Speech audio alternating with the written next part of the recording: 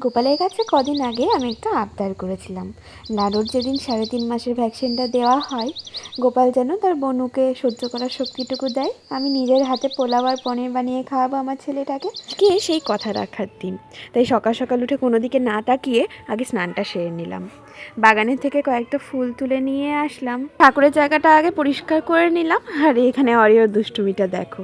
তারপরে আর কি, মা কিছুদিন আগে লাডুর জন্য একটা রাইস কুকার কিনেছিল, সেটা একদম ইউজ করা হয়নি, তো সেটাই নামালাম গোপালের ভোগ বানাবো বলে। গঙ্গা জল দিয়ে আচমন করে নিয়ে ভোগটা বানাতে বসিয়ে দিলাম। পালক পনির বানিয়েছিলাম আর একটু পোলাও বানিয়েছিলাম। গোপালকে ভোগটা দিয়ে দিলাম, একটা চকলেট ওর জন্য আনিয়েছিলাম, সেটাও দিয়ে দিলাম। তারপরে এদিকে স্কিন কেয়ার করার পালা। স্নান করার পর থেকে তো স্কিন কেয়ার করা হয়নি। ব্লিঙ্কিট থেকে কয়েকটা ঘরের এসেন্সিয়াল জিনিস অর্ডার করেছিলাম, সেগুলো এলো। এদিকে মা একটু কফি করে দিয়েছিল, কফিটা খেলাম। লাডুকে পরিষ্কার করিয়ে দিলাম। এখন ওকে প্রতিদিনই আমি স্নান করাই, রাত্রে আর ঘুমোচ্ছে না স্নান না করালে। দুপুরে খাওয়া দাওয়া করে একটু ঘুমিয়েছিলাম, উঠে মনে পড়লো অনেকগুলো জামা কাপড় রয়েছে, আয়রন করতে হবে। সন্ধেবেলার দিকে সামনের বাড়ি আন্টি না অনেকগুলো ফুচকা পাঠিয়েছিল। ব্যাস এভাবেই কাটলো আজকের দিনটা।